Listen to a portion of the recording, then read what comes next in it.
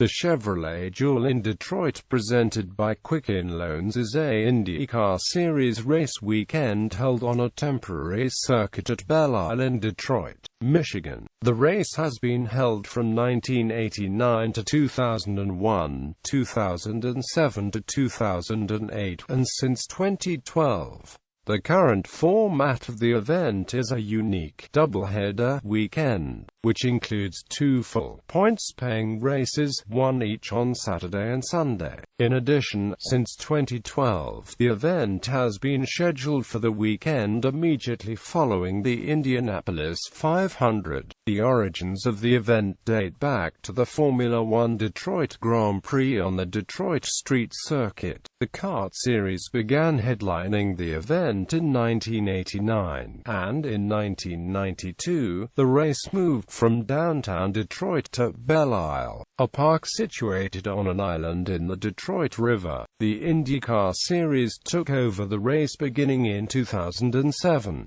The race has been supported by Indy Lights and Formula Atlantic and top-level sports car series such as the Trans-Am Series and the ARMS. Open-wheel racing in Detroit dates back to the 1920s-1950s, when AAA held the Detroit 100 at the Michigan State Fairgrounds Speedway. AAA also held one 5-mile, non-championship race at Grosse Pointe in 1905. Formula One. The race dates back to 1982, when it was a Formula One World Championship event held on the Detroit Street Circuit encompassing the Renaissance Center. The original circuit was 2.493 miles with 17 corners and proved to be even slower than Monaco. The rough, demanding course included a railroad track crossing and mimicked Monaco, with a tunnel on the main straight. While officially the Detroit Grand Prix, it was referred to as the United States Grand Prix East because there were multiple Grand Prix races in the U.S. at the time. By the time of the 1988 race, FIA, the governing body of Formula One, had declared the street circuit's temporary pits and garages were not up to the required standard. For 1989, race organizers planned to move the race to a new temporary circuit on Belle Isle, a city park in the Detroit River. Along with the criticism of the downtown circuit, local developers were planning to begin construction along portions of the course. The relocation plan was immediately met with stiff local opposition, both public and political. Even though the circuit would be temporary, permanent garages and pit facilities would have had to be constructed at significant expense, and at the odds of conservation groups. In October 1988, the plan was scrapped. Formula One left Detroit permanently, with the U.S. Grand Prix moved to Phoenix. It was in Detroit in 1983 that Italian driver Michele Alboreto drove his Tyrrell 011 to victory in the U.S. Grand Prix East in what would prove to be the 155th and last ever F1 win by the Cosworth DF V8 engine kart. For 1989, the race in Detroit was replaced by a kart event. Instead of moving to Belle Isle, kart utilized a slightly modified version of the downtown Renaissance Center Street Circuit. The chicane on the main straight was eliminated, something the F1 drivers had been calling for since the first race in 1982. The kart race was held on this 2.52-mile layout for 3 years. Competitors and fans continued to pan the course, criticizing it for its bumpiness and overall poor layout. In addition, promoters considered the downtown circuit a money loser, and claimed it was suffering from poor television ratings with its Father's Day date. Beginning in 1992, the race was moved to a new temporary course set up on Belle Isle. The move revived a conceptual plan for the Formula One event from 4 years earlier. One major difference that made Belle Isle viable for kart and acceptable to locals was that permanent Formula One style garages and pits were not required by the sanctioning body. The race was also moved up a week, and for 1992, was the first race after the Indianapolis 500. The first layout measured 2.1 miles. Almost immediately, the new course was criticized by drivers for being narrow, slow, and lacking passing zones. It was complimented, however, for its smoothness, a sharp contrast to the rough, manhole-dotted downtown circuit. Fans' opinions were mixed, as sightlines were improved over the downtown circuit, but access to the island was difficult, and the racing was not much better. In 1998, the course layout was modified to eliminate the slow, picnic way segment and series of corners. Instead, the course continued straight along Central Avenue to create a long, fairly wide straightaway leading into a competitive passing zone. The track then measured 2.346 miles. The revised layout was praised by competitors as being an improvement over the original course. However, pavement transitions from asphalt to concrete were being blamed for an increase in incidents due to slickness. The 2000 event saw young Brazilian Hélio Castroneves score his first Champ Car victory for Marlboro team Penske. After his victory lap, he stopped on the front stretch and climbed the catch fencing in an apparent effort to share his joy with the spectators. Hélio became known as Spider-Man because of this celebration, which has been repeated in his later victories. Support races for the Detroit Grand Prix included the Motor City 100 for the SCCA Trans Am Series, and the Neon Challenge Celebrity Race. Scenes from the film Driven were filmed during the race weekend in 2000. The event, along with the Michigan 500, provided two kart races in southern Michigan annually. Demise. Even though the track was a temporary street course, it became known as the Raceway on Belle Isle. As the years went by, the track was increasingly criticized for its narrowness, poor access, and its overall uncompetitive nature. It gained a reputation of being the worst and least popular venue on the entire schedule. In 1997, it was noted that race winner Greg Moore started 7th and did not pass a single car competitively out on the track for position all day. Participants also disliked the facility because of its lack of paved areas for support activities. Paddock areas were often muddy and unable to accommodate the teams. After the 2001 race, kart's contract with Belle Isle expired. Attendance had been noticeably slipping.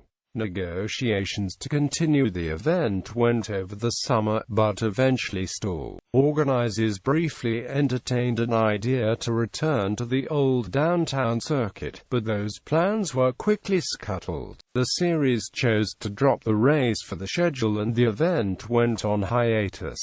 IndyCar Series. In 2006, Roger Penske spearheaded talks to revive the race for 2007 as part of the ARMS and IndyCar Series schedules.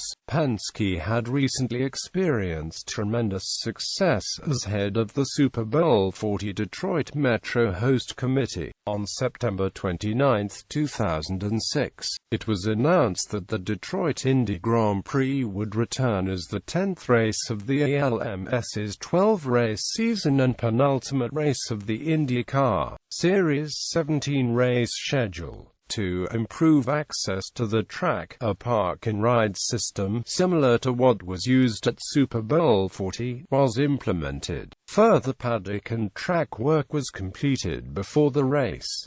The 2007 event attracted a strong crowd, and was considered a success. It was held again in 2008. During this period, the event utilized the original course layout. On December 18, 2008, the scheduled race for 2009 was cancelled. The ongoing automotive economic crisis and its impact on the Detroit area was the primary reason. Roger Penske did not rule out a return in the future. For the 2012 season, the race on Belle Isle was revived for second time. Starting in 2013, the race was hosted as a unique doubleheader weekend. The race weekend would consist of two separate, points-paying races, one each on Saturday and Sunday. The races were treated as separate events, with separate qualifying, full championship points, and the results of the first had no bearing on the lineup for the second. Beginning in 2013, the race also returned to the long course. Past winners: Grosse Pointe, Michigan State Fairgrounds, Renaissance Center, Belle Isle 1996, 2007, 2008, and AMP 2015. Race shortened due to 2-hour time limit. 2012 race shortened due to 2-hour delay for track repair, with darkness approaching and concerns over whether the patch track would survive the remaining distance. 2015 race shortened as a result of lightning. Detroit Sports Car Classic. Support race winners: Karate winner Wally Dallenbach Jr. was disqualified due to car being underweight. Race summaries: Kart PPG IndyCar World Series 1989. Emerson Fittipaldi touched wheels with Mario Andretti on lap 2, puncturing a tire and sending him to the back of the field. But Fittipaldi charged from 27th position to second place in the closing laps. Pole sitter Michael Andretti led 52 of the first 54 laps, but a radio wire became tangled in the throttle pedal. On lap 55, the throttle pedal stuck, sending Andretti into a barrier. Scott Pruitt was now leading the race by 17 seconds, but was forced to back off to conserve fuel. Fittipaldi blew by Pruitt with 4 laps to go to take the victory. 1990, Michael Andretti started from the pole position and led wire to wire, winning the race in dominating fashion. Danny Sullivan was running close behind in second place on lap 46 when, during his final pit stop, an impact wrench failed. The wheel was not properly fastened, and on the outlap, the drive pegs on the wheel broke, putting him out of the race. Bobby Rattle, nursing brakes, finished second, over 1 minute and 48 seconds behind Andretti. Rattle held off Emerson Fittipaldi, who finished close behind in third. 1991, Emerson Fittipaldi, expecting the birth of his 5th child, was leading Bobby Rattle in the closing laps when gearbox problems arose. With 7 laps to go, Fittipaldi's car kept jumping out of gear. He was mostly forced to hold the gear shift with one hand, and steer with only hand, on the rough, bumpy, demanding circuit. Rattle charged hard, but Fittipaldi held him off from the victory by 0.29 seconds. The race is best remembered for a bizarre incident involving Mario and Michael Andretti. On lap 48, Dennis Vitola stalled in turn 4 with a seized transmission. Safety crew tended to Vitola's car, hooking up a tow rope. Mario Andretti came around what was a blind corner, locked up his brakes, and rammed hard into the back of the safety truck. The nose of the car was wedged underneath the truck's bumper, and the track was nearly blocked. A couple cars skirted by the scene, but seconds later, Michael Andretti slid and crashed into the back of Vitola's car. The track was now completely blocked, and the red flag was put out to clean up the scene. This would be the final race held at the Renaissance Center circuit. Kart PPG IndyCar World Series 1992. The 1992, the race was moved to a new circuit on Belle Isle. Michael Andretti led the early laps, with Paul Tracy and Bobby Rattle close behind. Tracy made a daring pass on lap 38 for the lead going into turn 1, nearly touching wheels with Andretti. On lap 58, Tracy was leading Andretti, with Bobby Rattle in third. All three cars were nose to tail. Andretti attempted to pass Tracy for the lead, but this time the two cars touched. Both Tracy and Andretti slid high and scraped the concrete wall, allowing Bobby Rahal to slip by both to take the lead. Tracy later dropped out with gearbox failure, but Andretti stayed with Rahal, despite nursing an ill-handling machine. Won the second-to-last lap, Andretti spun out and dropped to fourth while Rahal cruised to victory. 1993, a controversial race filled with penalties from start to finish. At the green flag, Emerson Fittipaldi jumped the start from the outside of the front row, beating pole sitter Nigel Mansell to the line by almost 2 car lengths. Instead of waving off the start, official assessed Fittipaldi a stop-and-go penalty. Later in the race, Paul Tracy was penalized for breaking the 80 mph pit road speed limit, and Nigel Mansell was accused of blatant blocking. Danny Sullivan took the lead on lap 48. In the closing laps, Gall's racing teammates Sullivan and Al Unser Jr. were running first-second. On lap 69, Unser challenged Sullivan for the lead, but was forced down to the inside and knocked down 3 cones. Officials charged Unser with going off course, and assessed him a stop-and-go penalty. On a restart with 4 laps to go, rookie Robbie Gordon, driving for Ford, tried to pass Sullivan for the lead, but was squeezed down and had to back off. Moments later, Gordon spun out with a cut tire. Danny Sullivan went on to win the race, his final win in IndyCar competition. 1994, Penske teammates Al Unser Jr., Paul Tracy, and Emerson Fittipaldi were running first-to ND3 road on a restart on lap 55. Tracy was on the back bumper of Unser, as Unser was dicing through back-market traffic. Going into turn 8, Tracy ran into the back of Unser's car, sending him sliding head-on into a tire barrier. Tracy went on to win the race, with Fittipaldi second. Unser rejoined the field and finished 10th. 1995, Robbie Gordon started from the pole position and led 43 of the 77 laps en route to victory. Gordon led the first 8 laps, but slipped down in the standings after suffering tire wear. Gordon switched to the optional harder tire compound, and charged back to the front. He took the lead with 35 laps to go, and held off Jimmy Vasser for the win. 1996, heavy rain fell in the morning, and continued to fall during the first 25 laps. Christian Fittipaldi led 64 of the first 65 laps, but a late caution came out when Bobby Rahal slid into a tire barrier. On a restart on lap 66, Michael Andretti battled Fittipaldi for the lead coming out of turn 4. Fittipaldi locked up the brakes, and slid high in turn 5, which allowed Andretti to drive by and take the lead. The race was shortened from 77 to 72 laps due to a 2-hour time limit. Andretti became the first and only driver to win at both the Downtown Renaissance Center circuit and the Belle Isle circuit. 1997, at the White Flag, Mark Blundell led Mauricio Gugelmin and Greg Moore, with all 3 cars running nose to tail. Blundell and Gugelmin were running very low on fuel, attempting to stretch the tanks to the finish. Gugelmin ran out of fuel on the Strand Drive back stretch, and seconds later Blundell ran out of fuel 2 turns from the finish line. Greg Moore slipped by both cars, assuming the lead on the final turn of the final lap, and scored the victory. Card FedEx Championship Series 1998, a slightly reconfigured layout was introduced for 1998. Several tight and slow corners were replaced with a longer straightaway, and potentially better passing zones.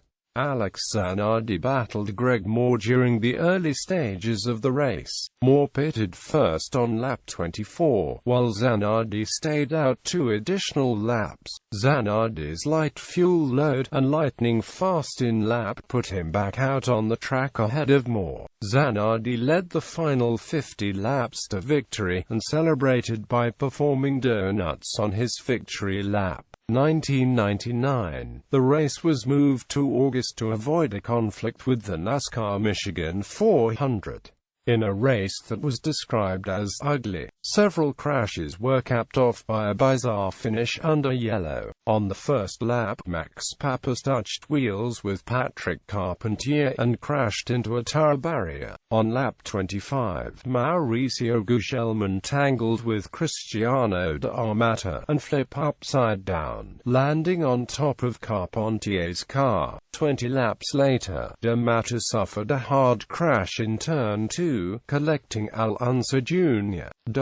Under caution late in the race, a fuel leak from the pace car caused a confusing delay, requiring officials to bring out a backup pace car. With some drivers anticipating a restart, Helio Castroneves ran into the back of Juan Pablo Montoya. The race hit the 2-hour time limit, and finished under yellow with Team Cool Green drivers Dario Franchitti first, and Paul Tracy second. 2000. Pole sitter Juan Pablo Montoya led 59 of the first 60 laps, but dropped out with a broken drive shaft. Helio Castroneves took the lead on lap 62, and led the final 24 laps en route to his first career kart series victory. On his victory lap, Castroneves stopped his car on the front stretch, jumped from cockpit, and climbed up the catch fence to celebrate his victory. 2001. Helio Castroneves started from the pole position and led wire to win the Detroit Grand Prix in back-to-back years. Castroneves survived a minor scare when telemetry indicated a pressure leak in his left front tire. After the victory, Castroneves once again jumped from his car and climbed the catch fence in his signature Spider-Man celebration. This would be the final kart series race at Detroit. IRL IndyCar Series 2007. After a 6-year absence, open-wheel racing returned to Detroit. After the final series of pit stops, a 4-car battle at the front ensued. Tony Kanaan was leading, and second-place Buddy Rice ran out of fuel. Third-place Scott Dixon took evasive action to get by Rice, which crashed out both cars. The pile-up collected Dario Franchitti as well. Danica Patrick slipped by the crash and took a career-best second place, while Kanaan went on to win. 2008. Originally scheduled for 90 laps, the race was shortened to 87 laps due to 2-hour limit. Late in the race, Justin Wilson was challenging Helio Castroneves for the lead. Officials ruled that Castroneves intentionally blocked, resulting in a penalty which allowed Wilson to take the lead. Despite a late push by Castroneves, Wilson won the race, his first career IndyCar victory. Wilson's win was the 107th and final championship car victory for Newman Haas Racing, and occurred just weeks before the death of co-owner Paul Newman. 2015. Heavy rain and lightning in the area caused the race to be shortened from 70 to 47 laps. Carlos Munoz won his first IndyCar victory. 2015. Rain washed out qualifying for the second race, and the field lined up by points. Several yellows slowed the race in the second half. Sebastian Bourdais was the winner.